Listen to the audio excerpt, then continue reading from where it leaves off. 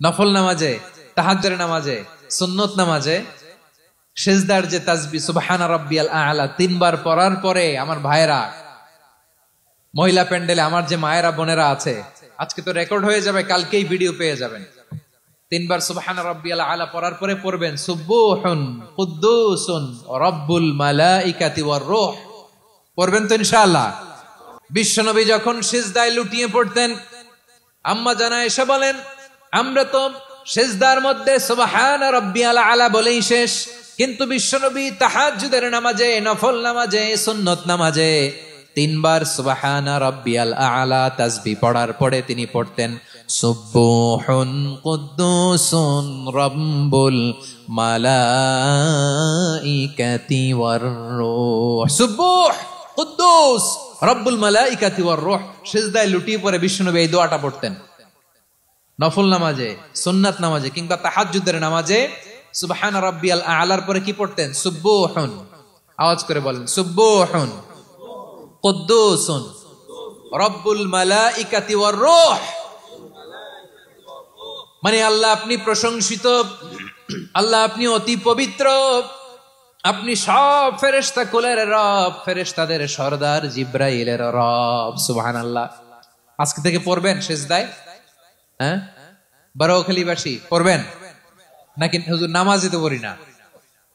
হ্যাঁ, এরকম নফল নামাজে, তাহাজ্জুদের নামাজে, সুন্নত নামাজে সিজদার যে তাসবিহ সুবহান রাব্বিয়াল আ'লা 3 বার পড়ার পরে আমার ভাইরা, মহিলা প্যান্ডেলে আমার যে মায়েরা বোনেরা আছে, আজকে তো রেকর্ড হয়ে যাবে, কালকেই ভিডিও পেয়ে যাবেন। 3 বার সুবহান রাব্বিয়াল আ'লা পড়ার পরে পড়বেন সুবহুন কুদ্দুসুন রাব্বুল মালাইকাতি ওয়ার রূহ। পড়বেন তো ইনশাআল্লাহ। আবার বিশ্বনবী বলেন ইন্নাল্লাহা তাইয়্যিব লা ইয়াকবালু ইল্লা তাইয়্যিবা। আল্লাহ পবিত্র, পবিত্রতা ছাড়া তিনি কিছু গ্রহণ করেন না, অপবিত্র কোনো কিছু আল্লাহ গ্রহণ করে না। অনেকে আছে ঘুষ খায়, সুদ খায়, অন্যায় অপরাধ চাঁদাবাজি যা আছে সব করে, হারাম টাকা, হারাম উপার্জন। এই হারাম উপার্জন দিয়ে আবার মসজিদ বানায়, আছে না নাই?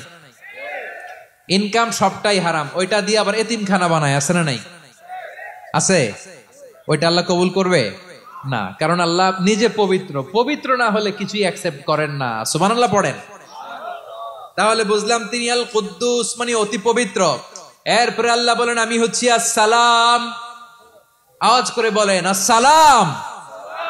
আসসালাম মানে হচ্ছে শান্তির আধার।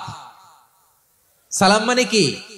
শান্তির আধার, যার কাছ থেকে শান্তি আসে। দ্য সোর্স অফ পিস, তিনি শান্তির আধার। এজন্য তাহলে কি বলি? সালাম। কি বলি?